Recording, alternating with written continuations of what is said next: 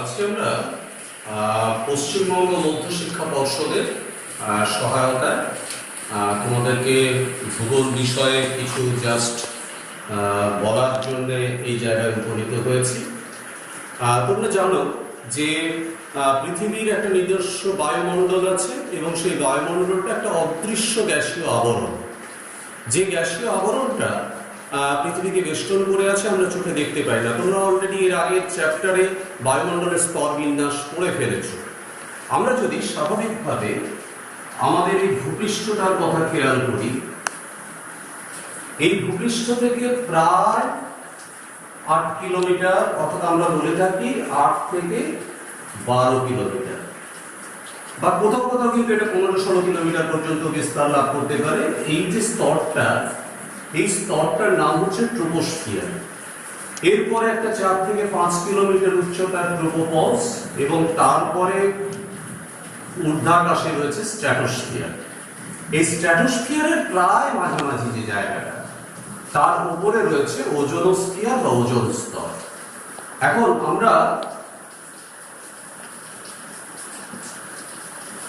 এই ওজোন যে স্তরটা, এই স্তরটা হলো কি করে, সূর্য থেকে যে অতি বেগুনি রশ্মি পৃথিবীর দিকে আসে, সেই অতি বেগুনি রশ্মি এই স্তরে অবস্থিত যে O2, যে অক্সিজেন, তার সাথে সে বিক্রিয়া করে এবং বিক্রিয়া করার সময় সে একটা শক্তি হিসেবে কাজ করে।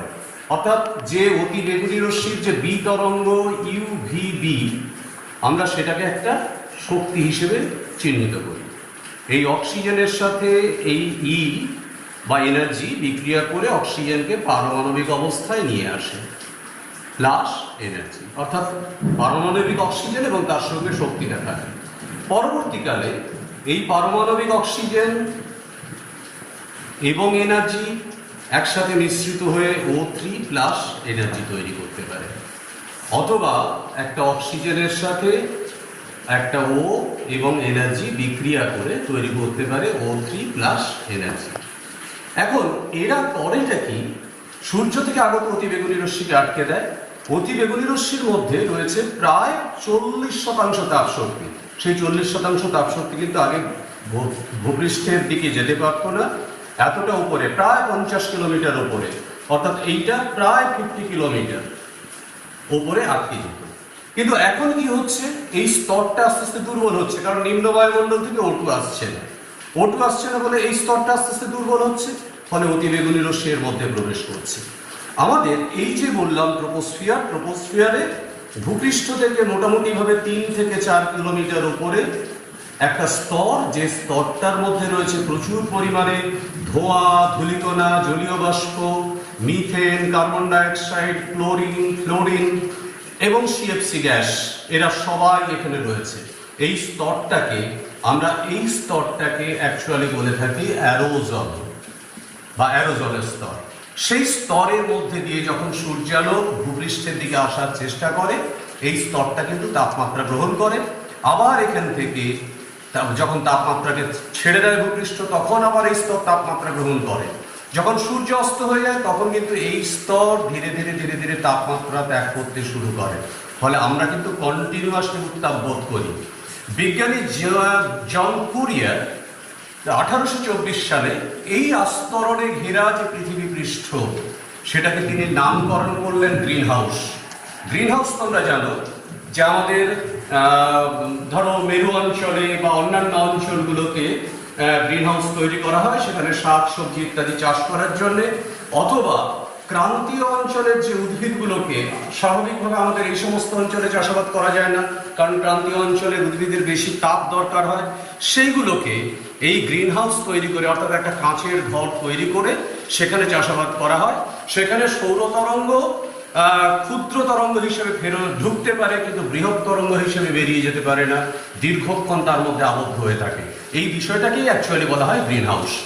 আজকে আমরা আমাদের সিলেবাসের তাগিদে বা সিলেবাসের প্রয়োজনীয়তা অনুযায়ী প্রথমে আমরা যে পাঠদান করব সেটা হচ্ছে গ্রিন হাউস এবং তার প্রভাবে বিশ্ব উষ্ণায়ন এবং বিশ্ব উষ্ণায়নের প্রভাব এবং গ্রিন হাউস প্রভাব।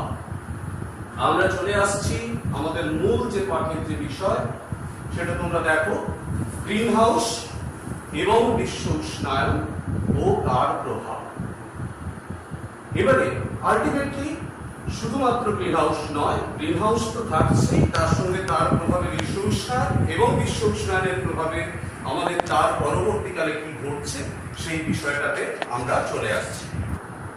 তোমরা দেখতে পাচ্ছ যে গ্রিনহাউসের উৎপত্তি, আমি ঠিক এর আগে শুরুর সময় তোমাদেরকে যেটা বলছিলাম, দেখতে পাচ্ছ যে সূর্য থেকে তাপ তরঙ্গ আসছে পৃথিবীর দিকে। এই তাপ তরঙ্গ আসার পরে ভূপৃষ্ঠ থেকে তাপ বিকিরিত হচ্ছে মেঘ থেকে, এবং যে অ্যারোসলের যে আস্তরণ বলছিলাম যেটা পৃথিবীকে বেষ্টন করে আছে, ধোঁয়া, ধূলিকণা, জলীয় বাষ্প এবং সিএফসি গ্যাস ইত্যাদি সমস্ত কিছু থেকে তাপমাত্রা বিকিরিত হচ্ছে। এবং সেক্ষেত্রে আমরা সেই জন্যই বলেছি সৌররশ্মি বিকিরিত হচ্ছে মেঘ, ভূপৃষ্ঠ এবং বায়ুমণ্ডল থেকে। আর সৌররশ্মি বিকিরণ ঘটছে থেকে তুষারাবৃত ভূমিভাগ। তোমরা জানো যে মেরু অঞ্চলে ভূমিভাগ তুষারাবৃত থাকে এবং সেই তুষারাবৃত ভূমিভাগ থেকে প্রায় 100% কাছাকাছি তাপমাত্রা বিকিরিত হয়ে যায়, ফলে সেখান থেকে প্রচুর তাপমাত্রা বিকিরিত হচ্ছে এবং তার সাথে সেই অঞ্চলের বায়ুমণ্ডল থেকেও কিছু পরিমাণে তাপমাত্রা বিকিরিত হচ্ছে। ভূপৃষ্ঠে যে তাপমাত্রা এসে পৌঁছলো, প্রথমে সে ভূপৃষ্ঠে পৌঁছলো, তারপরে সে ফিরে যাচ্ছে কিন্তু বায়ুমণ্ডলের দিকে, কিন্তু অ্যারোসল তার তাপমাত্রাকে হোল্ড করে পুনরায় আবার তাকে ফিরিয়ে দিচ্ছে। মেঘ পুনরায় তাপমাত্রাকে ফিরিয়ে দিচ্ছে।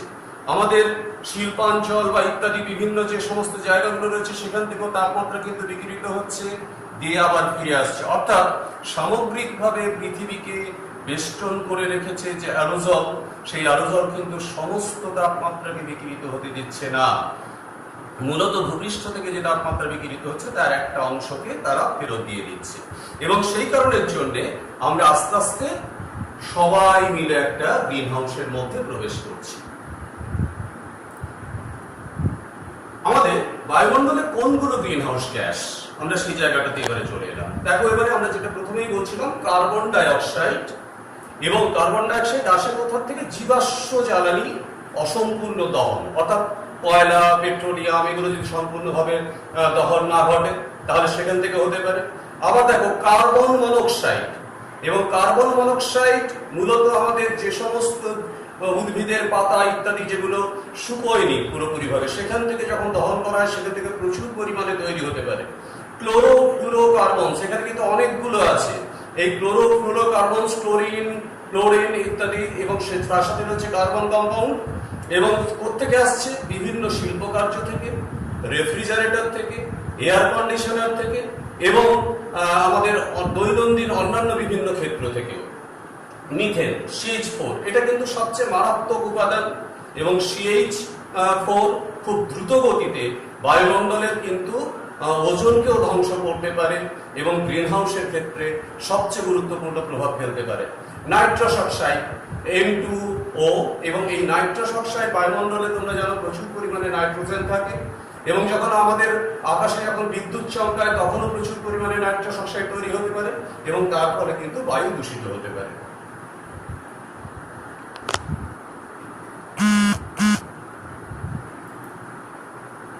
আমরা এবারে এই যে গ্রিন হাউস যেটা নিয়ে আলোচনা করছি, সেই গ্রিন হাউসের প্রভাবটা কি?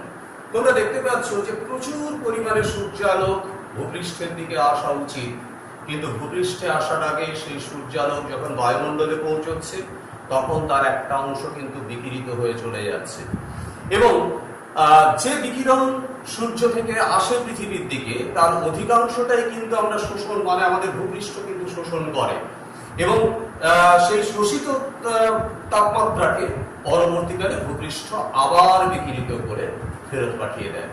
আর এছাড়া আরেকটা জিনিস আছে অবলোহিত তরঙ্গ। এই অবলোহিত তরঙ্গ ভূপৃষ্ঠের দিকে আসে এবং তারপরে পুনরায় কিন্তু ভূপৃষ্ঠ থেকে আবার বিকিরিত হয় এবং তার কিছু অংশ ভূপৃষ্ঠের দ্বারা শোষিত হয়, এবং যে কারণের জন্য আমরা পৃথিবী পৃষ্ঠের বিভিন্ন প্রান্তে যদি পর্যালোচনা করি তাহলে কিন্তু এই গ্রিন হাউসের প্রভাব পৃথিবীর সব জায়গাতে একইভাবে পড়ে না। কোনো কোনো অঞ্চলে গ্রিন হাউসের প্রভাব বেশি, কোনো কোনো অঞ্চলে গ্রিন হাউসের প্রভাব কম। তার কারণ হচ্ছে কোনো কোনো জায়গায় প্রাকৃতিক পরিমণ্ডল গ্রিন হাউসের পরিমাণটাকে, মানে গ্রিন হাউসের যে শক্তি সেই শক্তিটাকে হ্রাস করে রাখে, আবার কোনো কোনো জায়গাতে গ্রিন হাউসের শক্তিটা তুলনামূলকভাবে বৃদ্ধি পায়।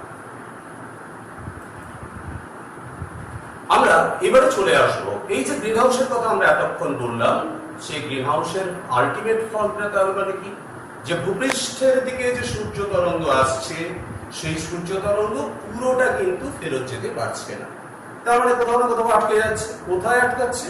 আমরা প্রথম থেকেই বলছি যে ট্রপোস্ফিয়ারের মধ্যে যে অ্যারোজলস রয়েছে সেই অ্যারোজলস তাদেরকে আটকে রেখেছে। এবারে আমাদের স্বাভাবিকভাবে এর ফলে হচ্ছে কি, পৃথিবী পৃষ্ঠের তাপমাত্রা বৃদ্ধি পেয়ে যাচ্ছে, এবং পৃথিবী পৃষ্ঠে শুধু তাপমাত্রা বৃদ্ধি পাচ্ছে না, বায়ুমণ্ডলের তাপমাত্রা বৃদ্ধি পাচ্ছে, এবং সেই তাপমাত্রার বৃদ্ধির প্রকৃতিটাকে কিন্তু আমরা প্রত্যেকে অনুভব করছি। আজকে এই যে তাপমাত্রা যে কন্টিনিউয়াসলি বেড়ে চলেছে পৃথিবীর, তাকে আমরা বলে থাকি বিশ্ব উষ্ণায়ন। আজকে সেই বিশ্ব উষ্ণায়নের কারণগুলোতে আমরা চলে আসি। কি না, জনসংখ্যা বৃদ্ধি। জনসংখ্যা বৃদ্ধি কিভাবে কাজ করছে? জনসংখ্যা যদি বাড়ে তাহলে আমাদেরকে বেশি করে বসতি ক্ষেত্র দরকার, আমরা গাছপালা কেটে ফেলছি, আমরা শহর বানিয়ে ফেলছি, মানুষের প্রয়োজনে শিল্প বানিয়ে ফেলছি, ফলে জনসংখ্যা এটা একটা বড় সমস্যা। এই কারণের জন্য দেখো, বর্ধিত জনসংখ্যার প্রয়োজনে অধিকতর জ্বালানির ব্যবহার করতে হচ্ছে, গাড়ি ঘোড়া চলছে, শিল্প কারখানা চলছে, তার জন্য আমরা বেশি পরিমাণে জ্বালানি ব্যবহার করছি, বেশি পরিমাণে ধোঁয়া ধূলিকণা বায়ুমণ্ডলে মিশছে, বেশি পরিমাণে অ্যারোজলস তৈরি হচ্ছে। কৃষিজ বর্জ্য পচনের ফলে মিথেন তৈরি হয়, যে মিথেনটা বললাম উল্লেখযোগ্য গ্রিনহাউস গ্যাস, এর আগেও আলোচনাতে বলছিলাম। সেই মিথেন কিন্তু আমরা যে কৃষিকাজ বা ইত্যাদি করছি, তোমরা জানো গ্রামাঞ্চলে যাদের বাড়ি তারা জানবে যে পাটকে পচানো হয়, পাটকে পচালে সেখান থেকে প্রচন্ড দুর্গন্ধ বেরোয়, অর্থাৎ সেখান থেকে কিন্তু মিথেন তৈরি হচ্ছে। কখনো কখনো এই মিথেনের থেকে আগুন পর্যন্ত জ্বলতে পারে, আমরা দৈব আগুন বলে গ্রামাঞ্চলে অনেক সময় বলা হয়। আচ্ছা, কৃষিতে নাইট্রোজেন সারের ব্যবহার বেড়ে যাওয়ার ফলে নাইট্রাস অক্সাইড বায়ুমণ্ডলে কিন্তু দ্রুত গতিতে বাড়ছে। আর কি হচ্ছে? ক্রমাগত অরণ্য হ্রাস, অর্থাৎ মানুষ যত বাড়বে, জমি যত প্রয়োজন হবে, যত বেশি শহরের প্রয়োজন হবে, যত বেশি শিল্পের প্রয়োজন হবে, উদ্ভিদের পরিমাণ তত হ্রাস পাবে। মানুষ তাই নিজের প্রয়োজনেই ক্রমাগত অরণ্যকে হ্রাস করছে।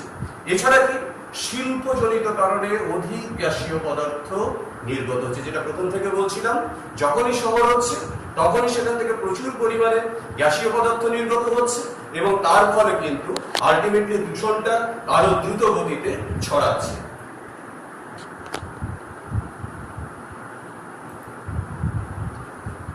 এই যে আমরা বিশ্ব উষ্ণায়নের কথা বললাম, তার সবচেয়ে বড় ব্যাপারটা কি, তার সবচেয়ে বড় ইম্প্যাক্ট পাবো কিন্তু আমরা মেরু অঞ্চলে, বরফ গলে যাচ্ছে।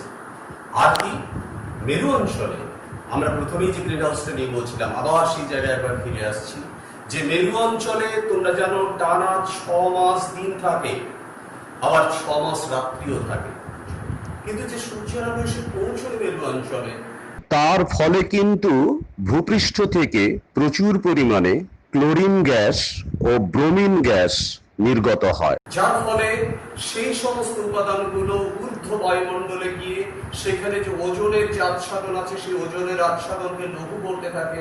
শেষ পর্যন্ত তোমরা জানো মেরু অঞ্চলেই ওজোন হোল তৈরি হয়।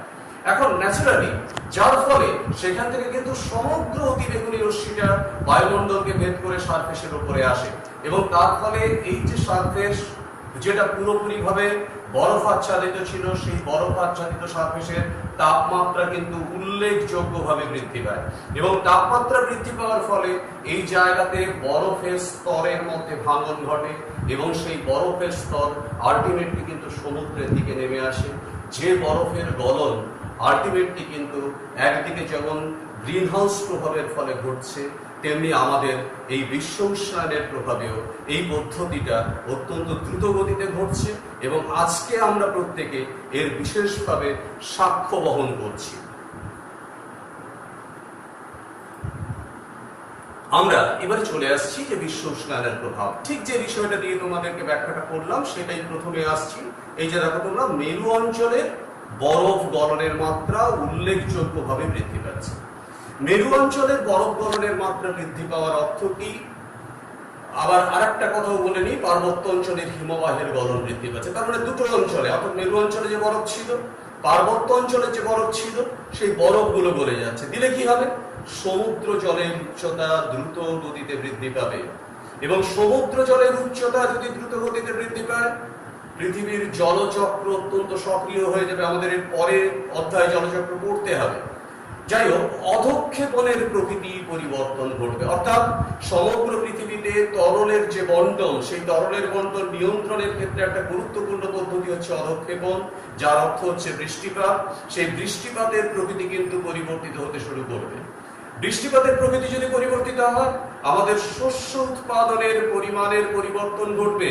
তোমরা জানো যে অলরেডি আমরা এখন ঋতু পরিবর্তনটাই আর বিশেষভাবে পাচ্ছি না, অর্থাৎ স্বাভাবিকভাবে বর্ষাকালে যে ফসল হয়, শীতকালে যে ফসল হয়, তাদের প্রকৃতির কিন্তু পরিবর্তন আসতে শুরু করবে। কৃষি পদ্ধতির পরিবর্তন ঘটবে। কেন কৃষি পদ্ধতির পরিবর্তন? আমরা প্রথমেই আগে আলোচনা করেছি যে জনসংখ্যা বেড়ে গেছে, চাষাবাদ করা দরকার, ফসল উৎপাদন করা দরকার, কিন্তু যে পরিমাণে দূষণ ঘটছে, যে পরিমাণে উষ্ণায়ন ঘটছে, তার ফলে আমাদের কৃষিকার্য করার জন্য আমাকে নতুন উদ্ভাবনী দক্ষতা নিয়ে আসতে হবে। তাই কৃষি পদ্ধতির পরিবর্তন ঘটাতে হবে। এল নিনো এবং তার প্রভাব। এই এল নিনো প্রথম আমরা পেয়েছিলাম পেরু উপকূলবর্তী অঞ্চলে, দক্ষিণ আমেরিকার পেরু উপকূলবর্তী অঞ্চলে প্রথম পাওয়া গেছিল। কবে পাওয়া গেছিল? এক্স মাসের ঠিক পরবর্তী সময়। স্থানীয় লোকেরা, এই এল নিনো কথার অর্থ হচ্ছে শিশু যিশু, তারা ভেবেছিলেন যিশু খ্রিস্টের পুত্র এসেছে প্রতিশোধ নেওয়ার জন্য। এল নিনো কি? একটা তীব্র শক্তিশালী উষ্ণ মহাসাগরীয় স্রোত, যেটা সমুদ্রের এক প্রান্ত থেকে আর এক প্রান্তে স্থানান্তরিত হয়, প্রবাহিত হতে থাকে। এল নিনো যখন প্রবাহিত হতে থাকে, তখন স্বাভাবিকভাবে ভূপৃষ্ঠের যে তাপমাত্রা, সেই তাপমাত্রার তুলনায় জলের তাপমাত্রা দ্রুতগতিতে বৃদ্ধি পায়। বায়ুমণ্ডলীয় যে চাপের যে বন্টন, সেই চাপের বন্টন দ্রুতগতিতে পরিবর্তিত হতে থাকে এবং তার প্রভাবে প্রচুর পরিমাণে জলীয় বাষ্প সৃষ্টি হয়, বায়ুমণ্ডলে বাষ্পীয় চাপ বৃদ্ধি পায় এবং তার ফলে শক্তিশালী ঘূর্ণিঝড়গুলো সৃষ্টি হয়। আমাদের কয়েকদিন আগে পশ্চিমবঙ্গের উপরে যে শক্তিশালী ঘূর্ণিঝড় আমফান প্রবাহিত হলো, সেক্ষেত্রেও কিন্তু এল নিনোর একটা গুরুত্বপূর্ণ প্রভাব রয়েছে। এবং আরেকটা যেটা বিশেষ গুরুত্বপূর্ণ বিষয়, সেটা হচ্ছে আমরা এই যে প্রচুর পরিমাণে বৃষ্টিপাত পাচ্ছি, কোথাও নদীতে ভাঙন ধরে যাচ্ছে, কোথাও বন্যা তৈরি হচ্ছে, এগুলোর ক্ষেত্রেও কিন্তু সমগ্র পৃথিবীব্যাপী এখন এল নিনোর একটা গুরুত্বপূর্ণ প্রভাব দেখা যাচ্ছে। এছাড়া সবচেয়ে শেষে যেটা গুরুত্বপূর্ণ প্রভাব বলবো, পৃথিবীতে আগত ও বিকিরিত তাপের মধ্যে বৈষম্য তৈরি হচ্ছে। অর্থাৎ সারা বছরের হিসেব যদি আমরা ধরি, পৃথিবীতে মোট যে তাপ তরঙ্গ আসে, সেটাকে যদি আমরা ধরি 100%, বিকিরিত হয় প্রায় 102%, কারণ 2% হচ্ছে পৃথিবীর অভ্যন্তরীণ তাপ শক্তি, এবং এটাকেই আমরা বলি যে পৃথিবীর তাপের ভারসাম্য। কিন্তু বর্তমানে কি দেখতে পাচ্ছি, যেহেতু ওজোন স্তর, আমরা একদম প্রথমেই আলোচনায় বলেছি, ওজোন স্তর আস্তে আস্তে নষ্ট হচ্ছে, ফলে প্রচুর পরিমাণে অতি বেগুনি রশ্মি প্রবেশ করছে। অতি বেগুনি রশ্মির মধ্যে সূর্যের তাপ শক্তির প্রায় 40% এনার্জি আছে, যার ফলে পৃথিবীতে যে পরিমাণ শক্তি আসছে আর বিকিরিত হচ্ছে যে পরিমাণ শক্তি, দুটোর মধ্যে কিন্তু ভারসাম্য থাকছে না। এবং এই আগত এবং বিকিরিত শক্তির ভারসাম্যের ক্ষেত্রে আর একটা বড় সমস্যা তৈরি করেছে শহরায়ন এবং শিল্পায়ন। শহরায়ন এবং শিল্পায়ন তোমরা জানো, ইট, কাঠ, পাথরে মোড়া বিশাল আকৃতির জনবসতি ক্ষেত্র, সেই অঞ্চলে যে পরিমাণ তাপমাত্রা গৃহীত হয় আর যে পরিমাণ তাপমাত্রা বিকিরিত হয়, দুটোর মধ্যে ভারসাম্য থাকে না। ফলে আজকে কিন্তু আমরা বিশ্ব উষ্ণায়নের কবলে এর দ্বারাও অনেক অংশে পড়ে যাচ্ছে। এই অধ্যায় যে পড়াশোনাটা আমরা পড়লাম, তাতে আমরা বিশেষ কি কি জিনিসগুলো শিখলাম, সেটা হচ্ছে গ্রিন হাউস কি এবং কাকে বলে, এটা আমরা প্রথমেই শিখে ফেললাম। দ্বিতীয় বিষয়টা কি বললাম, যে বিশ্ব উষ্ণায়ন কেন হয়। তৃতীয় বিষয়টা আমরা কি শিখলাম, মেরু অঞ্চলে বরফ গলছে কেন, মেরু অঞ্চলে বরফ গলছে কেন। 4 নম্বরে আমরা কি শিখলাম, সমুদ্র জলের উচ্চতা বৃদ্ধি পাচ্ছে কেন। অর্থাৎ আজকে যেটা নিয়ে সারা পৃথিবীর মানুষেরা চিন্তিত, যে সমুদ্র জলের উচ্চতা বৃদ্ধি পাচ্ছে, সেই সমুদ্র জলের উচ্চতা বৃদ্ধি পাচ্ছে কেন। কৃষি পদ্ধতির পরিবর্তন কেন প্রয়োজন। আমরা যেটা বুঝলাম যে কৃষি পদ্ধতিকে পরিবর্তন ঘটাতে হবে, নাহলে পৃথিবীতে মানুষ বাঁচবে না। আর একটা কি জানলাম আমরা, যে এল নিনো কি এবং তার প্রভাবে কি ঘটে। আজকে যত কিছু পৃথিবীব্যাপী বায়ুমণ্ডলীয় যে অস্থিরতা, তার মূল যে গুরুত্বপূর্ণ একটা শক্তি, সেটা হচ্ছে এল নিনো। এবারে তোমরা তার কয়েকদিন বাদেই তোমাদেরকে মাধ্যমিক পরীক্ষা দিতে হবে, এবং সেক্ষেত্রে একটা গুরুত্বপূর্ণ বিষয় তোমাদেরকে বলি যে মাধ্যমিক পরীক্ষার প্রস্তুতির জন্য কি কি ধরনের কোশ্চেনগুলোর উপরে একটু গুরুত্ব দেবে সেগুলো জাস্ট একটু বলে দিচ্ছি। গ্রিন হাউস প্রভাব বলতে কি বোঝো, ইংরেজিতেও কোশ্চেনগুলো দিয়েছি, যারা ইংলিশ মিডিয়ামে পড়ো তাদের সুবিধা হবে। What do you know about greenhouse impact. আচ্ছা, নেক্সট হচ্ছে গ্রিন হাউস গ্যাসগুলি কি কি, what are the greenhouse gases, বিশ্ব উষ্ণায়নের কারণ কি, what are the causes of global warming, বিশ্ব উষ্ণায়নের প্রভাবগুলি আলোচনা করো, state the impacts of global warming. আজকে আমরা যে বিষয়টা নিয়ে আলোচনা করলাম তোমরা বুঝতেই পারছো যে গ্রিন হাউস প্রভাব এবং তার প্রভাবে কিভাবে বিশ্ব উষ্ণায়ন ঘটছে, আবার বিশ্ব উষ্ণায়নেরই বা প্রভাবগুলো কি কি। এটা তোমাদের ভবিষ্যৎ জীবনে যেমন কাজে লাগবে, তেমনি মাধ্যমিক পরীক্ষার ক্ষেত্রে অবশ্যই বিষয়টা খুব গুরুত্বপূর্ণ, কারণ এই পাঠ্যাংশ থেকে মাধ্যমিকে মাঝে মধ্যেই প্রশ্ন আসতে দেখা যায়, ফলে চ্যাপ্টারটা অত্যন্ত ভালোভাবে পড়বে।